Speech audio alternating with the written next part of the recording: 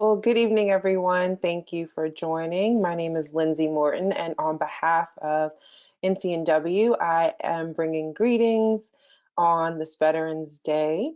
I was presented some big shoes not too long ago, and those were to kick us off and welcome you on behalf of the NCNW Executive Director, Ms. Janice L. Mathis, who couldn't join us live in person, but we know is listening and sends her warm regards and certainly her gratitude on today, again, Veterans Day. So before I say anything else, let me say thank you, thank you, thank you to all of our veterans. Thank you for your service.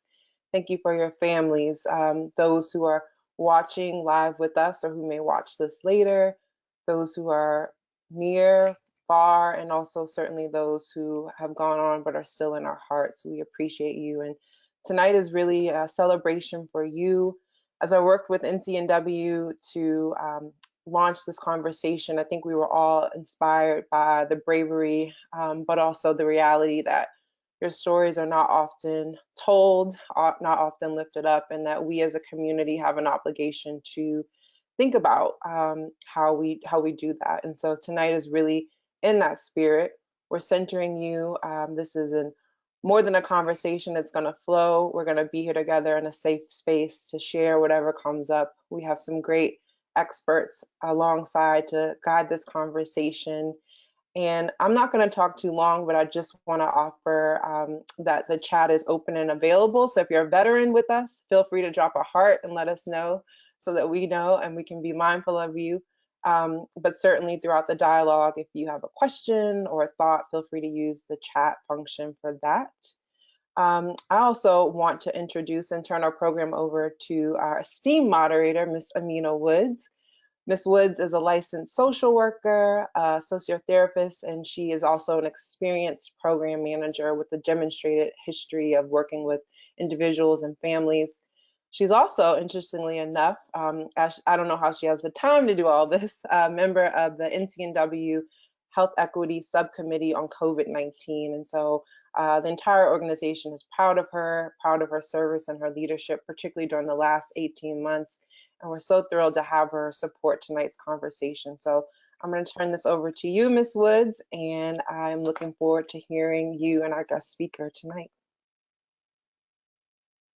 Thank you, Lindsay, for your warm and kind words.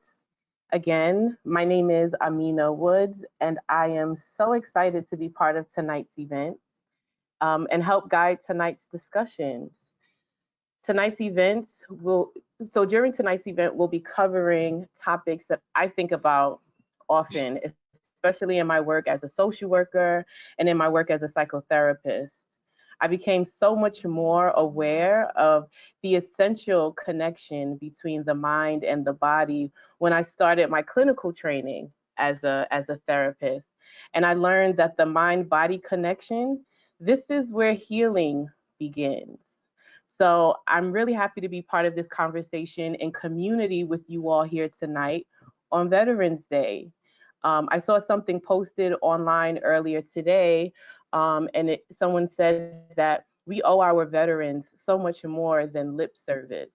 And I'm proud to know that NCNW is taking action to ensure that our veterans, the MVPs of our nation, that they are cared for today, especially. So to our veterans joining us tonight, I want to personally thank you for your service. So tonight's guest speaker is Ms. Pamela Stokes Eggleston. Ms. Stokes Eggleston is the founder and director of Yoga to Sleep, co-founder of Retreat to Spirit, and clinical faculty at the Maryland University of Integrative Health. She is a certified yoga therapist and meditation teacher with specialized training in plant-based nutrition, cognitive behavioral therapy for insomnia, and trauma-informed yoga to work with service members, veterans, their caregivers, and insomnia sufferers. I'm excited to talk more to Ms. Stokes Eggleston, so please join me in welcoming her to the conversation. Thank you for being here, Ms. Stokes Eggleston. Thank you, Miss Woods. I'm so excited to be here and to dive into this conversation. Yes. So let's get started, right? Hmm. All right.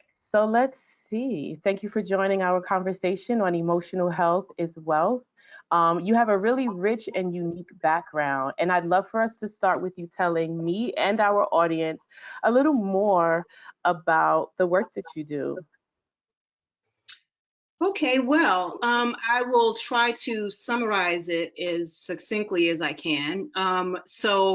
As you mentioned, I am a certified yoga therapist. And so, that journey into yoga, as it relates to yoga therapy and yoga as a practice, started over 20 years ago when my sister-in-law, well, at that time she was engaged to my brother, was like, "Yeah, let's do some kind of bonding activity," right? And so we went to a yoga class that at that point was taught at a community center. And I was thinking, yeah, this is okay, but this isn't for me. And the relaxation part was really very hard for me, being that I am type A, and I'm doing my quotation fingers because I don't like to claim all of these labels, right? But we can we can relate to that. And so what happened was something stuck. I kept practicing, something was moving in my body, shifting, and then subsequently the mind was changing. So my mind was shifting. And I really resonated with it. I felt like I was getting healthier, and simultaneously, things, bad habits were being kind of removed. And I wanted more. And so I started going to yoga studios, and some of that was met with, I'll say, racism. Oftentimes when Black people, Black women, Black bodies go to, I'll say, standard studios, we often have, I'll say, things that happen that aren't really nurturing. And so it wasn't a safest space for me, as a woman of African descent, in a lot of these spaces. And so I didn't let that deter me. I just found other spaces that I could practice in, and I cultivated my own home practice. And then several years after that, I had a few friends say, "Why don't you go to yoga teacher training?" And I did that. I did a 200-hour, 300-hour. I started doing lots of trauma informed yoga because I'm a wounded warrior caregiver. My husband's a Purple Heart veteran. He was in Operation Iraqi Freedom. And I saw a lot of his friends, including, some people that were married to some of his friends, and their struggles, right? The caregivers, the children, and how they were dealing with the subsequent PTSD and traumatic brain injury, or TBI, that the service member was dealing with. Because if you're coming home to that, if you're bringing that home, the whole family's dealing with that, right? So I've got more trauma informed, trauma conscious training to work with veteran service members and their families. I got into making yoga more accessible to people of African descent, to BIPOC folks, because that's the space I was in, and I had had some obstacles in that way, the beginning part of my yoga journey. And as I discovered that these chronic conditions, these, illnesses, diseases, or diseases, right, were really affecting veterans and subsequently families and people who were indirectly related to those families, I wanted to dive more into the yoga therapy realm. During this time, in the middle of it, I created Yoga to Sleep. So I've been in business. Next year, it'll be 10 years for that particular business. And I provide services specifically for veterans, but also around insomnia, because I'm a lover of naps. I love sleep. And as a person who's dealing with secondary PTSD, I was suffering from insomnia myself. And I was actually taking Ambien, right? I don't know if anyone's taken Ambien, but it's interesting. I mean, I didn't dream on it. I didn't feel rested. And so I knew I could use yoga, which I had a practice with, to kind of shift and move some things in that way. And then subsequently, I met lots of people in this space. My current business partner, who I said earlier is also named Amina, we created Retreat to Spirit a couple years ago. And that business is specifically for retreats and events and experiences. And so this past January, during the pandemic, we went to Costa Rica. And we did a retreat because lots of people wanted to get out and get away. And we did that, and we're going back to do that same retreat in January. I think it's important for us to practice self-care and to take care of ourselves in these sort of satiating ways. And so, Amina, I love this idea that you said you started gravitating towards body mind practices, because I think that's important for all of us, particularly women of African descent. Absolutely. Absolutely. Thank you. Um, Last month, we kicked off this series with Jasmine Johnson, who's the co founder of Black Zen. And she offered a lot of information about the basics of mindfulness and meditation and why both are necessary for Black women, as well as her personal story about how she started meditating. So, thank you for sharing with us how your meditation and your yoga practice began. Um, I was wondering if there was a singular moment or a life experience that led you to meditation. Meditation, which really is a part of yoga, that took longer because I was introduced to yoga through asana or postures. You know, I went to vinyasa, I was doing a lot of heavy posture movement with a little bit of breath. And I think when you're kind of in that relaxation pose, it causes you to be still. And maybe after a few sessions, something magical happened where I'm like, there's something to this stillness. And that happened to me in Savasana or relaxation pose. So I became more curious about diving into it, particularly when I started my training in this space, to really delve into why sitting in silence is so important for us. So it was a slow walk. It wasn't like, oh, meditation is so wonderful for me, you know, because my mind's racing. This is happening and that's happening, which is perfectly fine if you're meditating and your mind wanders. It just means you need to continue to come back, right, to present moment awareness. But, you know, I didn't know that. And, you know, some of the teachers I had were like, oh, you have to sit still for like an hour and in this kind of way. And I was like, yeah, this isn't working for me. You know, there are different types of meditation. And so once I explored that and I understood that, I could focus on a single point of concentration, or I could focus, like my breath, for instance, or I could focus on, you know, a candle burning, or I could be out in nature and decide I want to do a walking meditation like Thich Nhat Hanh, the Buddhist monk practices. So I think that it came to me in a way that was organic. And then I woke up and was like, I need to do this. And now I have a daily practice.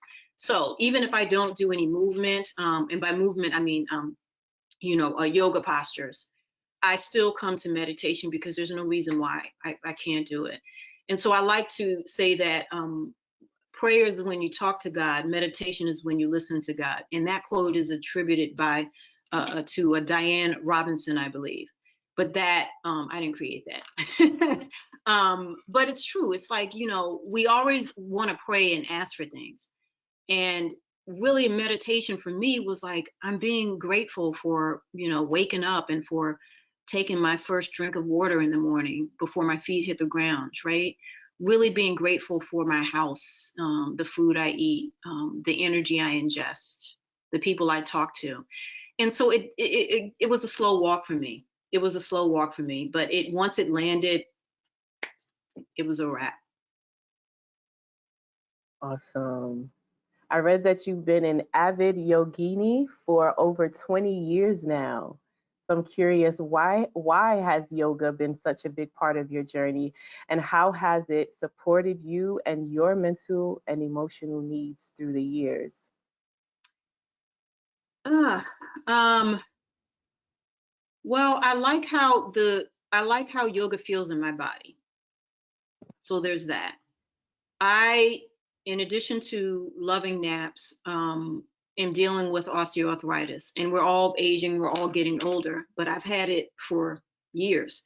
And so people often ask me, what are you taking? What are you on? And I'm like, I'm not on anything because I am moving in a specific concerted way daily or almost daily.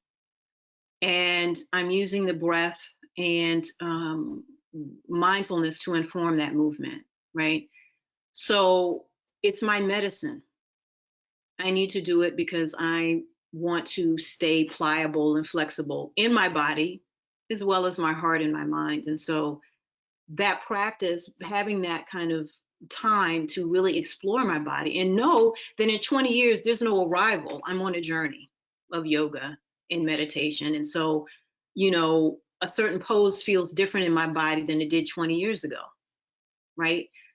I may learn something different and new and exciting about myself in that pose now, as opposed to 15 or 20 years ago.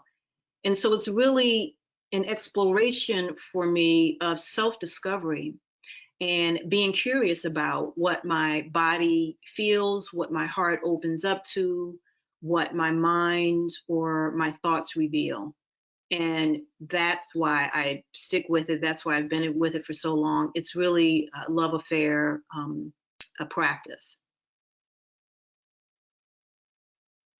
Um, so you also do a lot of work helping people, Black women and veterans in particular. Um, you help them achieve healthy sleep patterns and ultimately rest, right? It sounds like you're reaching critical communities, ones who are physically and emotionally exhausted and probably have been prior to COVID-19. Mm. Do you think the COVID-19 crisis has heightened our exhaustion and strained our ability to sleep and rest? And in what ways does that lack of sleep and proper rest contribute to other mental and physical issues, especially for Black women and veterans? Whew, that's a lot in that one question. And yes, yes, yes. The answer is yes. COVID has upended how we look at the, you know, rat race, how we're running, how much stuff we're doing, if we're multitasking. Like, I think that word multitasking should be just completely banned um, from our vocabulary. Multitasking, I'm doing 20 different things. And, you know, there's a problem with that. That there's a saying, I didn't create this saying either, stop the glorification of busy. And people are like, right? I'm so busy. And you want a pat on the back for that? Busy doing what? What are you doing? Right? And so, what COVID has taught us as a society is to slow the hell down. But really, what's important? What's critical in our lives? What needs our attention the most? And as we look around during these it's 2 years now, right? 2 years of the pandemic, and we've lost people to COVID. And our rituals, our homegoing rituals as Black people have been different, right? There have been no repasses, you know, really reflecting on this, how we are having these kind of these rituals and then honoring our ancestors once they become ancestors during this time. Really reflecting on how you're showing up as it relates to looking at your, as we call in yoga, samskaras, looking at our habits and our things that we're resistant to, and just shining a light on those things. Do you want to wear a mask or do you not want to wear a mask? And why are you stuck on not wearing a mask while you're talking to someone? What is that samskara, right, coming up in you that you don't want to do that? What is that? What is the ego saying about that? And really being reflective upon those things. So COVID has been, it's just been hard. It's been hard for me. I've lost a few people. I haven't been, you know, all the funerals have been online. I think that people were exhausted before COVID, and COVID pretty much said, sit your ass down. Apologies for the colorful language, but that's what COVID said. COVID said, sit down and take pause. And what I saw and what I see, even in the wellness community, is people struggle with just sitting down, just being still. And that's part of meditation. But people are, you know, people that don't have a practice, and even people that do, struggled with this. Okay, what are we going to do now? I can't do this. Everyone's getting food delivered. Um, it's just COVID has, I believe, completely upended how we did things in the past as it relates to resting and well-being, And it's lifted the veil so that we can now see into the mayhem that was our society, and that still is, and that we have an opportunity to pivot and change and create something new, I believe. So COVID has been a horrible, beautiful, arduous, wonderful gift that I hope we all receive. I mean, I really do. This is the time, I think. This is the precipice upon which we can really dive into some significant transformation. Absolutely. I'm going to take that statement into my treatment sessions starting this week. Let's stop the glorification of busy. All of the patients that I see are women, all of predominantly Black women, but inclusive of all women of color, really. And that's a running theme. Right. Everybody's plate is full and their cup runneth over, and it's taking a toll on them mentally and physically and emotionally. And you're right, we have to stop that and take some rest. Let's Mm-hmm. glorify rest, and let's Mm-hmm. normalize rest. Mm-hmm. So I'm wondering, what are some practical and effective tips that you can share for anyone in our audience who has trouble sleeping as a result of insomnia or even challenges with insomnia and secondary post-traumatic stress, PTS? Okay, so if you're dealing with secondary post-traumatic stress, I'll start with that. It depends on what your symptoms are. And so if I'm looking at my secondary PTS, I'm going to look at the primary person that has PTS and how I'm relating to that person. So if their main symptoms, and they could have co-occurring symptoms, but if their main symptoms are insomnia or irritability or um, um, any of those type of things, I'm going to see how that shows up as indirectly. So if I'm indirectly because this person has PTS and I'm sleeping next to a person who has PTS and one of their symptoms is sleep deprivation, excuse me, then I need to look at changing my environment. Most of us don't want to completely change the environment, and I'm guilty. So when I tell people this, they know the answer. I'm going to give you some tips, Amina, and I'm going to give it to the folks that are live. And we all know that we should do this, but we don't want to. And one of those things is you should not have any TV, cell phone, tablets, blue light in your bedroom. I'm going to take a sip on that and let that marinate. Yeah, that's going to be kind of hard for a lot of people, but it's If necessary. if you are, people have TVs in their bedroom. People have TVs, and you could set. There's timers on these flat screens now. So there's timers on the flat screen that you can set, and they can go off as soon as you doze off at 11 or whatever time. So you can take baby steps, but do you need to really be on your phone on Twitter at 11 o'clock at night, right? Do you need to ingest that energy that's on Twitter often? So we're talking about not only these physical things, but how these things manifest energetically in our bodies and then hinder our sleep. Another basic thing is, how late are you drinking caffeine? I'm not telling you to stop drinking your coffee. I'm gonna not be that person. But I actually had a client who was like, I'm really struggling with insomnia. So I start with the basics. Well, what are you doing? Well, I'm going to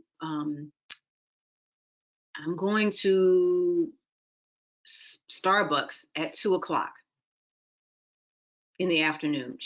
So she had that crash, right? You get the car, and then she'd have the crash, and then she'd have to take a break and go to Starbucks. And she got the biggest. What's the biggest one at Starbucks? The venti.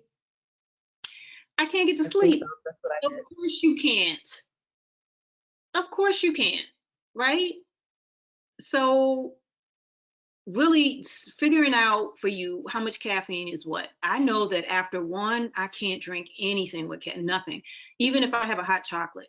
I mean, and I tried it the other night. Ooh, hot chocolate is getting cold. Man, I was up at 2 o'clock in the morning. You know, I can't do it. Chocolate has caffeine in it. So I have to be really honoring my body and pay attention to that. So this requires us to have a little bit of inner awareness of our bodies and how that shows up with caffeine. Another suggestion I would say is get plants and put them in your bedroom. We need oxygen and also crack your window a little bit. So I know people, this is gonna, you're wasting energy. You know, a lot of Black people, you gotta close the window because you're wasting energy.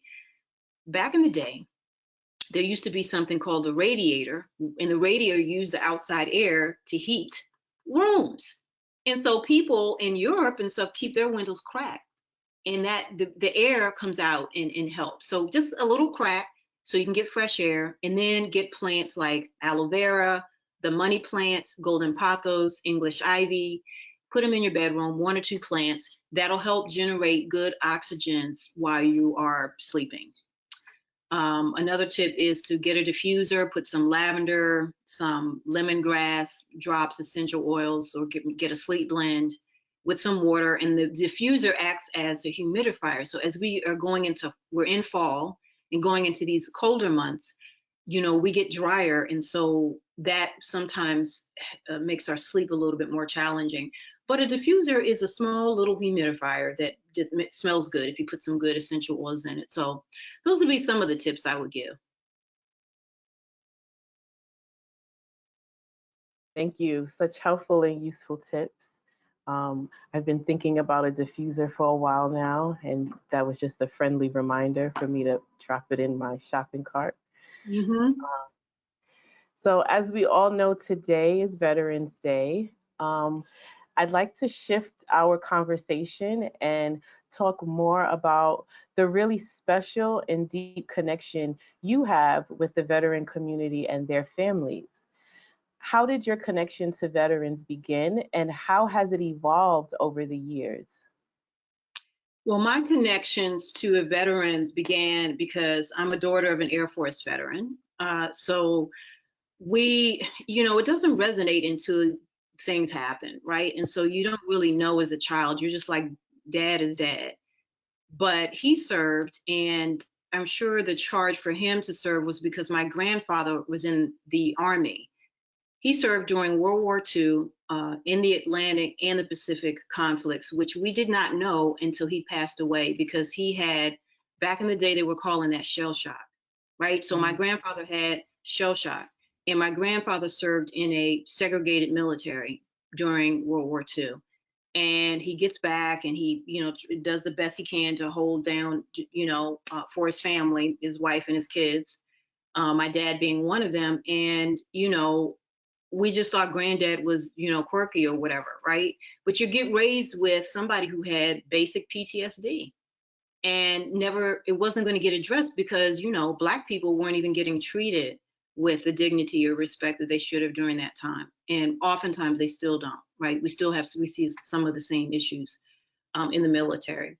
And so my dad served in the Air Force, and then my husband served in the Army and got injured in Operation Iraqi Freedom.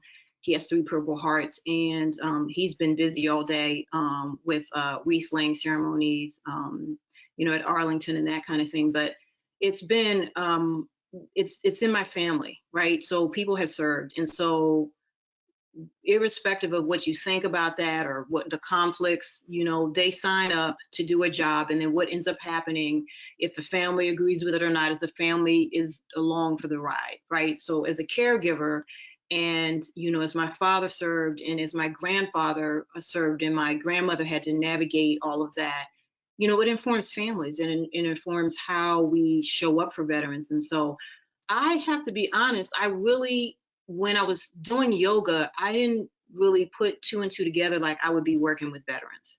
Like I didn't, it wasn't, you would think that that would have happened like immediately, and it didn't, because I think I was just so used to, you know, I just think that I was so used to being around people who were veterans. Like I didn't think, oh, this is a thing. And so I started working with women veterans, working with a couple of nonprofits, teaching yoga specifically to women veterans, and then wounded wear caregivers, through a couple of other nonprofits. And that was really where I kind of found my niche, because I could speak to some of that as a caregiver, but also could understand the issues of caregivers working with the VA system, trying to get care for their service member or veteran, that kind of thing. And why yoga, mindfulness, and meditation was so important for them to incorporate in their lives. And so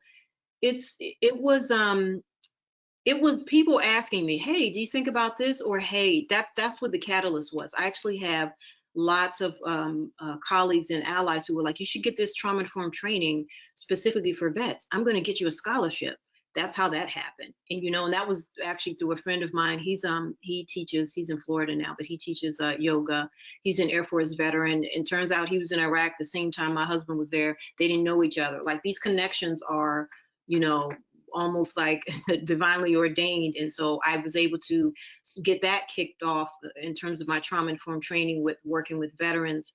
And because I had done some nonprofit work with a military families organization, I was able to kind of pull that information in and share how we could use the tools of trauma conscious training to work with family members and caregivers in particular. So Yes, I recently read that nearly 20% of service members who have returned from Afghanistan and Iraq have post-traumatic stress disorder or depression, according to a Rand Corporation study. But only half who need treatment actually seek it. So I'm wondering, why do you think that is? Meaning, why aren't more veterans reaching out for support?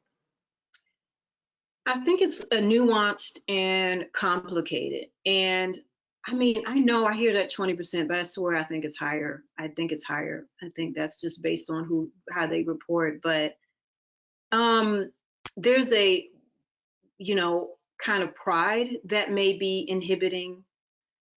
There may be some vets, and I know this just personally with clients I've worked with who have tried to get therapy, and that certain therapies did not work for them. And I remember talking to a mentor of mine who is a Black, she's a yoga therapist and also a psychologist, which is amazing. And I said, I got these clients that are working with, different therapies and stuff. And she said, are they Black? And I said, yeah, most of them were Black coming to me. And she said, it's a spiritual thing. And so I had to, instead of what we've been trained to do in Western society, is look at the body, mind, spirit, right? Like, we hear that body, mind, spirit, outside in. She said, do this inside out, because Black people are here. So come from the soul, the spirit, and the heart, and go out. A lot of the therapies don't do that. They're going straight for the cognitive stuff. They're going straight for, what did you do? Can you relive this nightmare? Can you, and often it just makes the nightmares more vivid, and it doesn't, and then the therapist, and then the client will stop going. Some people need to be kind of empowered, I think, to go. So they need to be empowered. I'm saying that in a soft way, like not pushed or shoved, but if they know that things are on the line. And this is where the family comes in. If you don't really say, well, I think you should go to therapy, or I think it might help you to go to therapy, or maybe you should try talking to somebody, and doing that with loving kindness, without any, kind of attachment, I'll say, then that's all we can do. And sometimes, and I've seen this where unfortunately caregivers have had to leave their spouses and say, look, this is not enough for me. And that was the drawing line of demarcation where, okay, I'll do whatever, because I want to save this relationship, right, or save this marriage to be able to be better, right? And so a lot of it is they don't have, a lot of it is that PTSD, and if there's some TBI co-occurring stuff, is there's some mismatch of synapses firing, and understanding this will help you. Oftentimes they try to get help and it doesn't help. Oftentimes they haven't tried at all, and there's no like accountability. So it's like I said earlier, it's so nuanced, but it's really, there's so many different things that can help service members and veterans in the space. So Thank you for sharing that. Last month, we learned how to embrace silence and stillness by practicing how to sit silently for 1 minute. Where do you start when you're working with veterans, or does the starting point vary based on the person and their goals? yes, yes to all of it. So if I know that they are more energetic or rajas. I'm using yoga terms. They're more rajasic, then I'm going to have them do more movement because before we sit or before we even attempt to sit, because the idea is to move that energy and kind of transmute that energy so that you can sit for some time, even if it is only a minute. If you're more kind of on the edge of, oh, I'm kind of balanced and whatever, we can start seated and we can start with a 5 or 10 minute meditation, right? So it just depends on what that person is bringing as it relates to a veteran. Now with caregivers, what I have had when I've done group yoga therapy sessions is people saying, I don't have the time and I don't have the time. But I've heard that, but I can also say you can make time because I'm also, I've been in your boots, I've been in your shoes, right? And I'm like, if you have time to take a shower and, brush your teeth, then you have time to meditate. You're making it, it doesn't have to be this big, again, this huge process where we have to sit in front of a Buddha statue and all of this. Like it doesn't have to be that. You can meditate in your bed before you put your feet on the ground, right? You can do a little movement, a little pandiculation before you get out of bed, before you put your feet on the ground. There's things you can do before you jumpstart your day that can set the tone, and meditation is one of those things. And so if it's 1 or 2 minutes, that's fine. And I say that for the veterans that I serve as well as the caregivers. So Yes, if we have time to scroll through social media, we can find time to do some mindfulness meditation, right? Before we touch the floor in the morning, before we grab our phone. That's an essential form of self care and ample time. yes. hmm So, Hmm. according to the National Alliance on Mental Illness, three primary mental health concerns that veterans may suffer from are post traumatic stress disorder, depression, and traumatic brain injury. Hmm. About 1 in 5 veterans returning from Iraq and Afghanistan has PTSD or depression. Have you supported veterans with these concerns? And what are some of the reasons veterans reach out for your help and your coaching? Yes, I have supported veterans because I offer something different. You even if though I do an assessment to work one-on-one as a yoga therapist with veteran clients, I am a conduit through which, right? You're going to be the one that empowers yourself to get whatever the resolution you need to become healed. So I know there's lots of yoga teachers and people that have a practitioner and say, I am a healer and I do this and we're all healers though, you know, like I have a specialization, you have a specialization, right? But it's really, I'm trying to empower you so that you can, as a client, become embodied to receive the yoga therapy treatments that we can together cultivate and work with. And so when I do an assessment, I'm asking all those things. What are you depressed? What is your social life like? What is your spiritual life like? Where's your family? Are they near or far? These are kind of questions so we can come up with a focused plan of care together that you can live with, that you will actually practice once you're not seeing me and I see you in that next week, right? So it's really a kind of give and take as we cultivate a therapeutic relationship for each of the clients that I serve. When I'm dealing with PTSD and co-occurring TBI, because that often comes together, I am because I've had trauma training, I'm used to dealing with that. If you forget this, I'll send it twice, that kind of stuff. And but when people really want to do something, there's something clicking. And there's so many things we don't understand about the brain that Even the NIH has done studies on meditation and how synapses fire and how we create this idea of like neuroception and neurons firing. That comes from a regular practice of mindfulness and meditation. And so once that veteran feels that, and it may take a while, these wellness kind of tools don't happen. Like you can't take a pill and be like, oh, I've reached enlightenment in my meditation. Like it doesn't happen that way.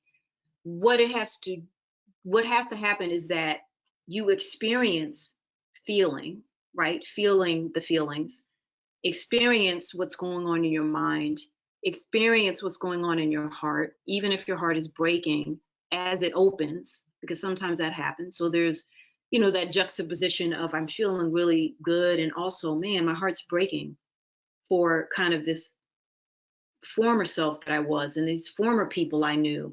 And I was comfortable in my chaos. And now I'm being forced because this practice of yoga is forcing me to walk into my purpose more. And it's an amazing thing to watch and to witness, to see people doing that over the course of 3 months or 6 months, where they arrive, right, at that point, and they're like, man, I can do this, and I can let it go. And yes, that hurt. And I have new skills that I can work with as I continue on this path. And so it's definitely a individualized and patient-centered approach as it relates to the therapeutic relationship. Beautiful, right? It takes a lot of trust for that process to move forward, and a lot of trust in the process for sure. Mm-hmm. Your practice is also focused on supporting veteran family members. Can you talk a little more about how family members are impacted by their loved ones' depression, PTSD, and etc.? Yeah, so I think when we watch movies and we see the news and we see the most horrific things when a veteran has snapped and all of these things, and the news hones in on that because if it bleeds, it leads. I'm always like, that's not most of people. Most people are really trying to get a handle on what's going on in their lives, and so it's really indirectly you're going to be affected. Like I said earlier, my sleep was affected because my husband's sleep was affected. Like it's going to happen if you're sleeping with it. And so my job and my work with families of service members and veterans who are dealing with these issues is to really understand that this is not a normal situation, whatever normal is, but this is a unique situation, a distinctive situation in which both people or all people, all parties involved, all family members can learn from this. Maybe we have to do things differently. We can't do what our parents did. We can't do what these people say we should do. What I learned early on is people don't understand the experience I'm having. Particularly, no one, and then people may never understand the things that I had to go through, and that's okay. And often those aren't the people I need to be talking to anyway, right? So it's really, how do I reflect upon myself, and then as I do my own daily practice, I can help these family members by being relatable, saying I understand that, and I'm here for you.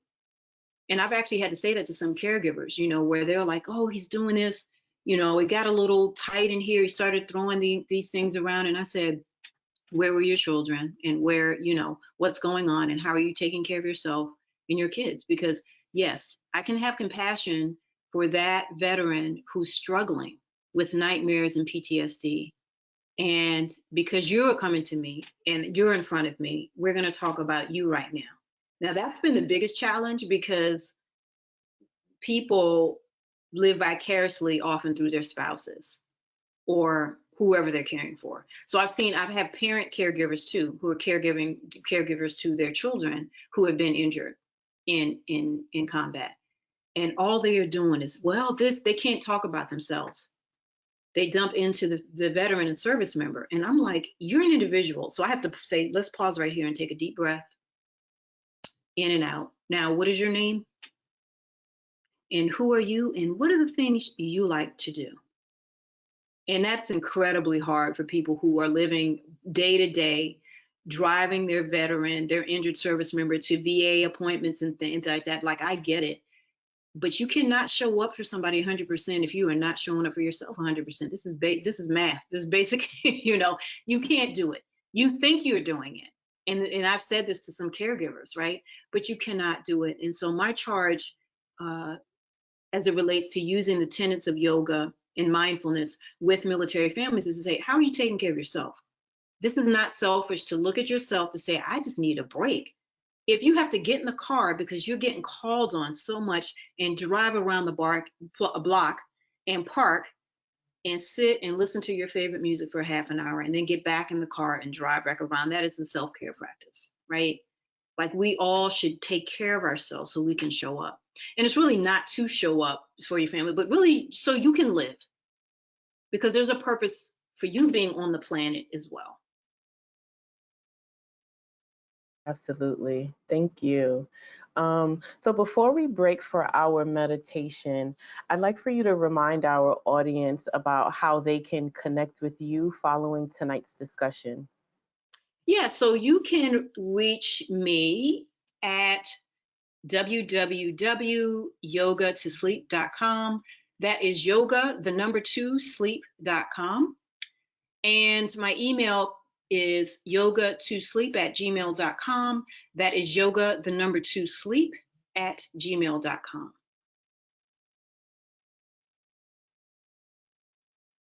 Thank you. Mm-hmm. Thank you, Ms. Stokes Eggleston. I'll turn the program over to you now for our meditation and mindfulness practice with you. Okay.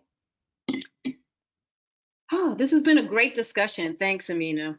Some of these things I hadn't thought of in a while, and it's always good to kind of revisit, especially on days like Veterans Day, like how we relate to veterans and how we relate to them in our own families and our own spaces. So thank you for your great moderation.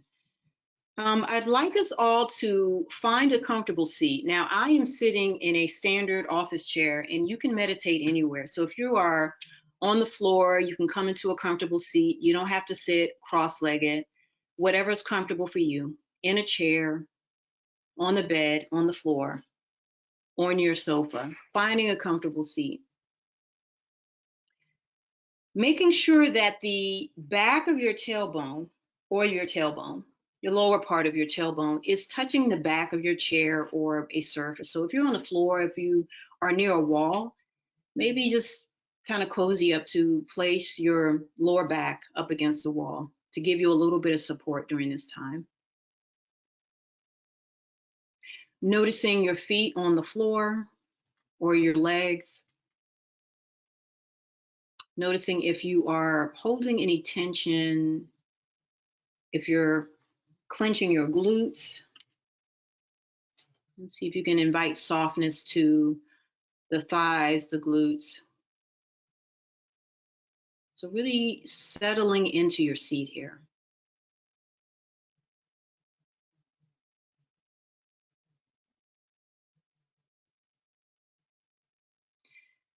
If it's comfortable for you, you can go ahead and close your eyes or simply lower your gaze, your preference.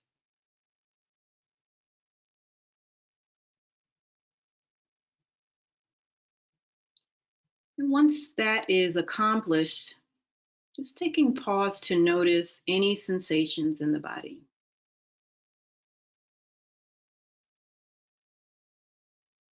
And try to do so without labeling them. This is pain, this is stress, this feels good. So this gentle practice is an awareness of sensation, felt sensation in certain areas of the body.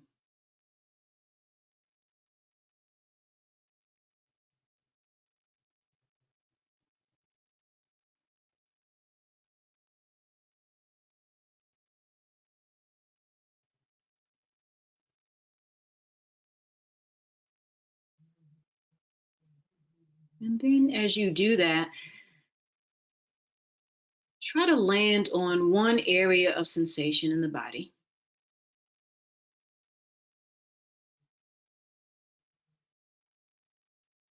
Then imagine taking a deep breath in,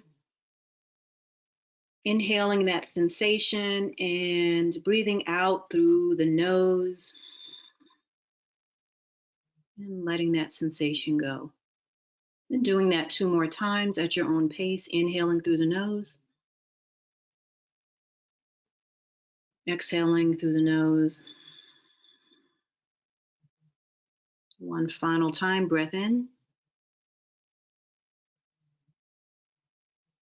and breath out. Noticing that space, that place of felt sensation, and see if there's a little softness, a little more pliability around that space or not. It's your practice.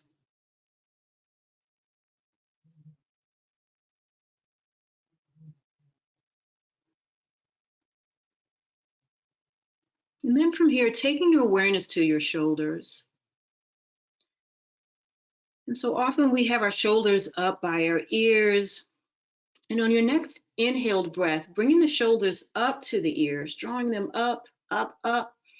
Exhaling, slowly take them down the back. So dropping the shoulders, softening the shoulders, the shoulder blades. Drawing your attention to your face, the space in between the eyebrows. Notice if there's a forward brow there, if it's bunched, and see if you can invite softness to that space. Maybe unclenching the jaw,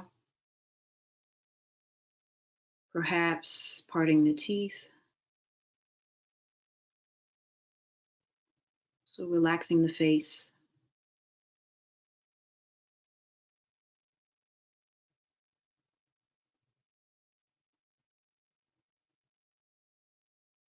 Noticing if this is a little bit more comfortable meditation posture for you.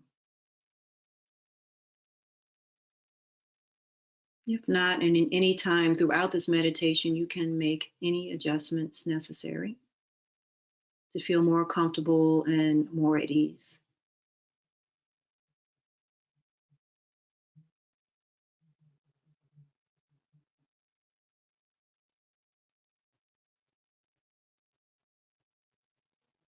And now drawing your attention back to the breath,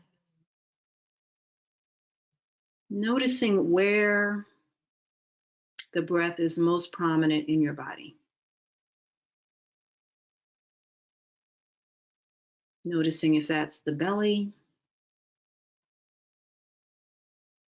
or the diaphragm or the sides of the torso with the ribs, or perhaps the chest or the clavicle. Just finding that one point of where the breath is mostly felt in the body.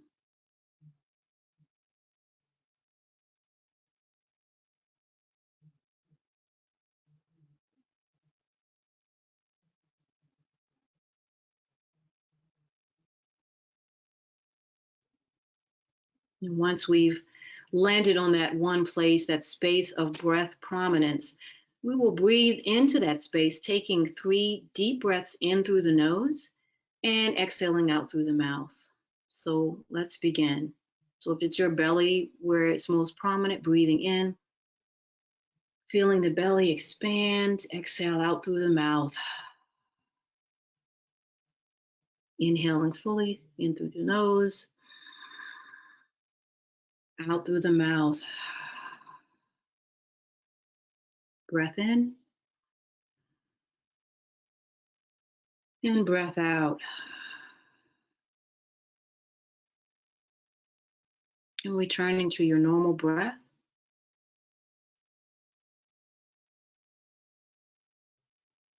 Now noticing that space of breath prominence and see if it's shifted in any way.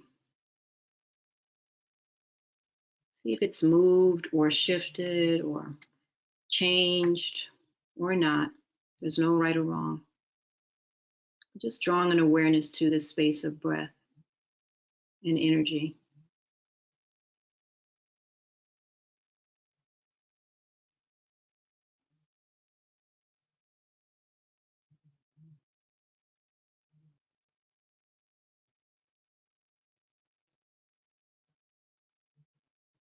And so now focusing on the belly.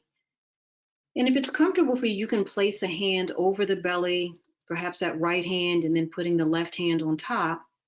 We're going to breathe in deeply through the nose and exhale through the nose into the belly. So making that hand that's on the belly move out. So let's begin by breathing in through the nose and out through the nose. Breath in, breath out. And 3 more times at your own pace.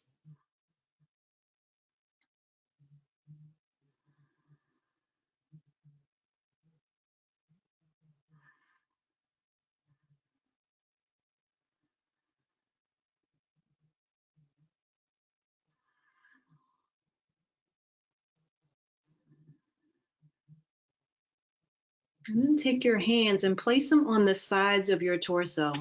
So kind of just cradling your ribs. And then begin breathing in again through the nose and out through the nose. And see if you can make your hands move. So if you're a prominent belly breather like I am, this is a little bit more challenging, but no worries. 3 more breaths here.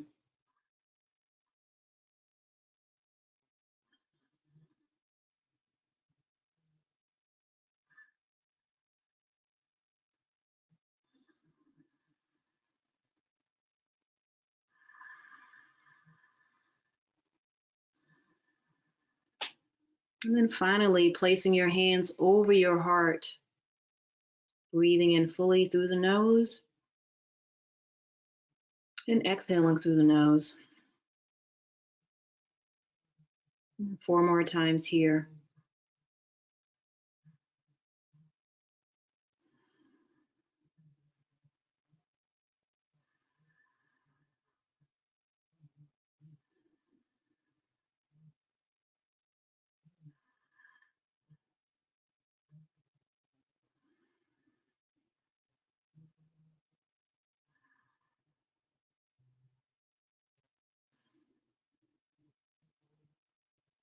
And on that final breath, bringing your hands down to rest on your laps, perhaps the palms face down to touch the thighs.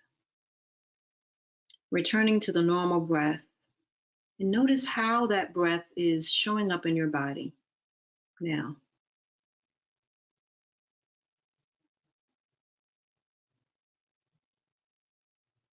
What has shifted?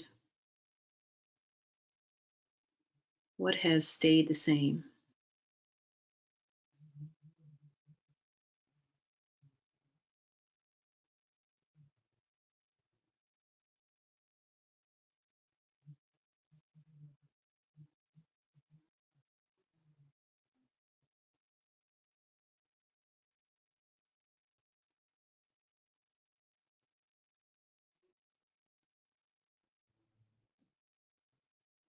Noticing felt sensation here. Noticing if the breath has created more space in the body, in the torso. Maybe there's a felt sense of the body being breathed here.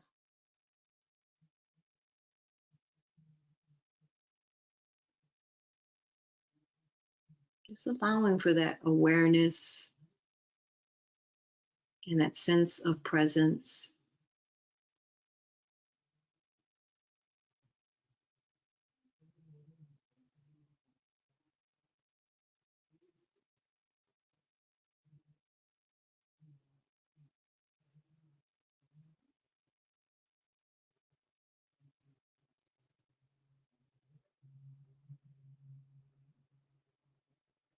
And for our final moments of this meditation, if your hands are on your thighs, if you'd like to turn the palms up, So the back of the hands are now on the thighs and the palms are facing the ceiling or the sky. To receive the energy of your practice this evening, you can do that. If you'd like to place your left hand over your heart and your right hand on top of the left, you can also do that as well.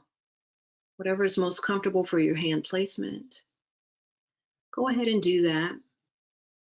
As you stay connected to your breath, your breathing, as you connect to the cadence and pace of your breath as it is now. As I read these words to wrap up our meditation. Fall equinox, let it rest in your belly. Satisfaction deep and delicious. Completion takes skill, takes appreciation. When lovingly tended, the process of culmination will nest the magic down deep, filling every cranny of our lives with its wonder, with its wholeness. Magic is in the details.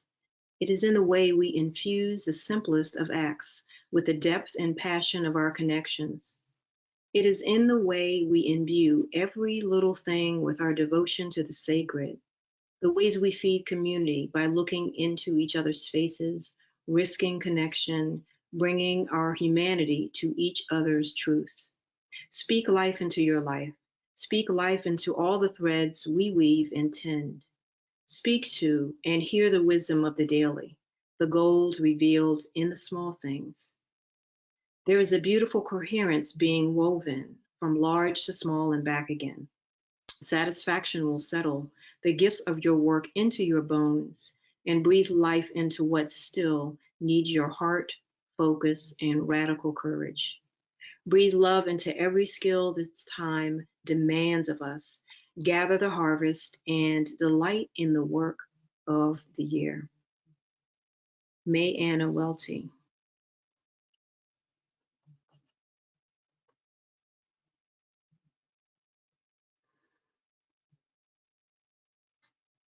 Taking these final moments to come back into the room,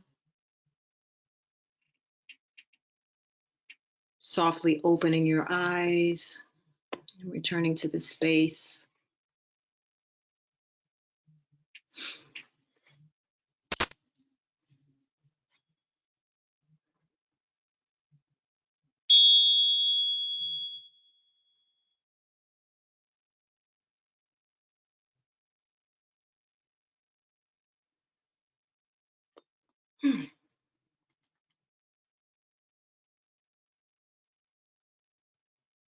And welcome back.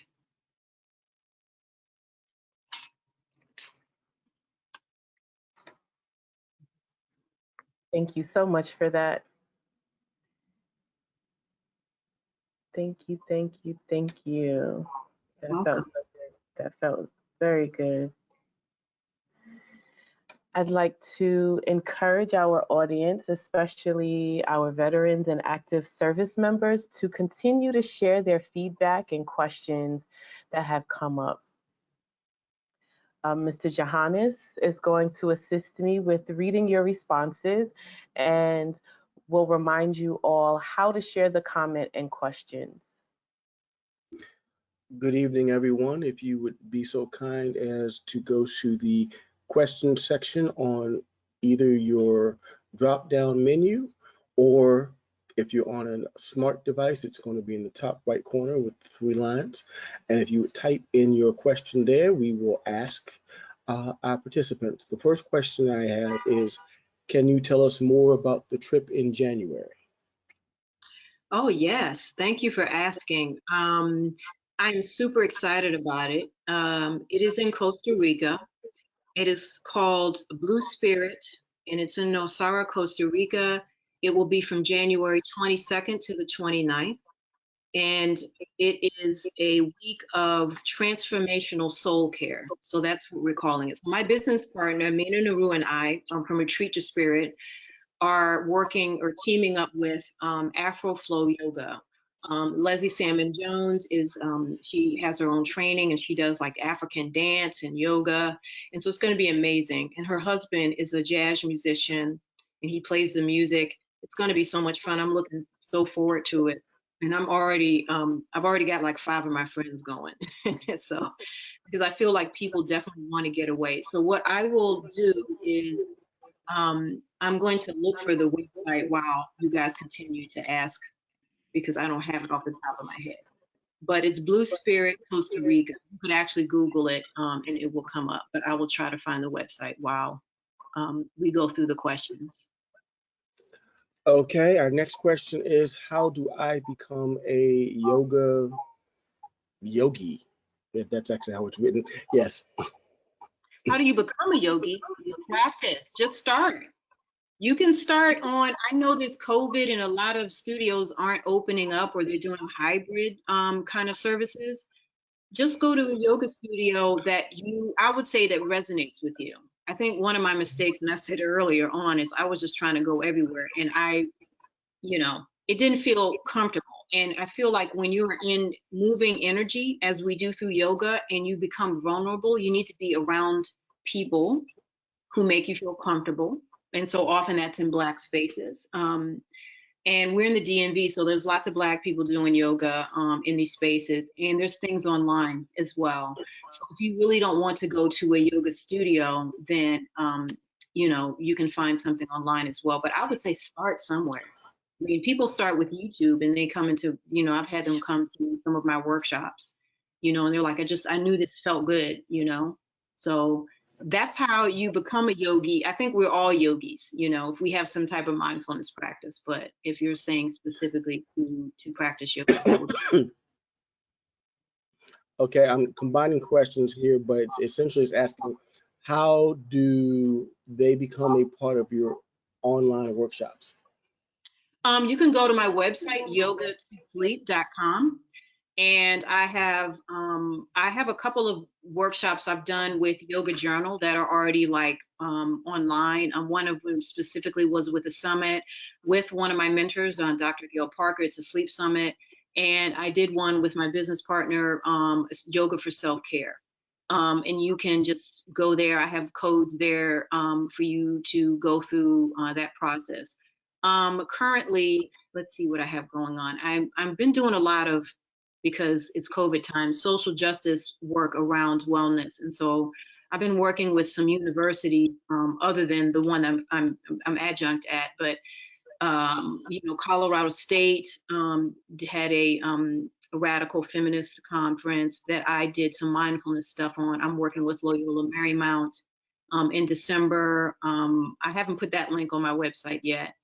And I'm doing some things in 2022 where I'm actually creating more coursework online, because that seems to be where a lot of people are finding me, and I'm starting to get an international audience.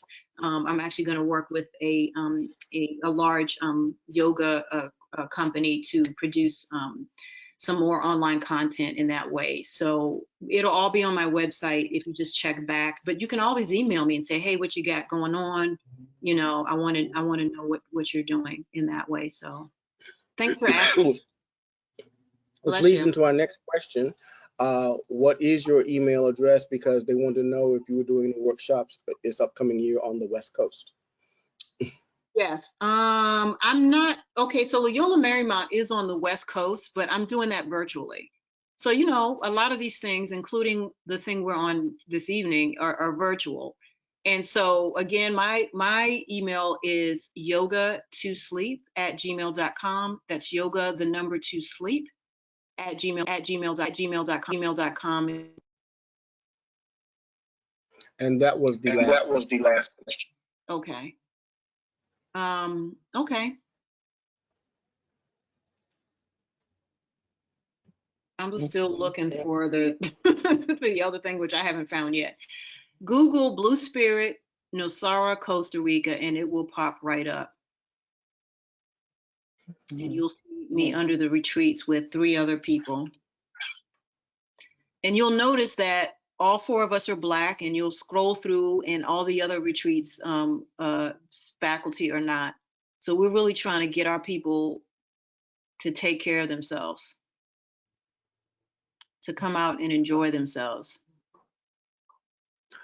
Evidently they want website. One more time. I'm sorry, I couldn't hear you. Cut off. Your website, what Your is it again? website, what is it again that you? It's yoga to sleep. That's yoga, the number 2 sleep.com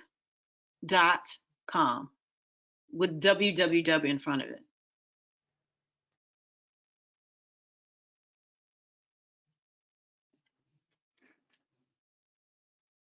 All right. Thank you for Right. Thank you for those questions. Thank you to our audience for engaging. Before we close, and I turn back to Lindsay, any notes you have and final take or thoughts for us? I do, and I think there's a little feedback, but I don't know where that's coming from. But I got your question. Do I have any last minute things I'd like to say? I would say take care of yourself. Really, I think this Veterans Day, veterans are being honored and supported in a way that should happen every day, as far as I'm concerned, right? That we should really, care for them when they get back, as they've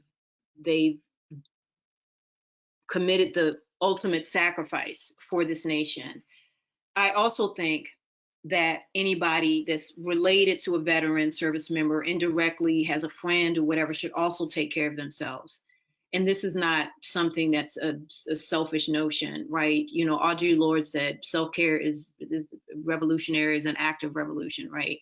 I'm paraphrasing her quote, and that's true. And as Black women, we need to really take care of ourselves without having an attachment to, oh, if I take care of myself, then I'll be able to help somebody else. Of course, that's something that would happen, but that's not why you should do it.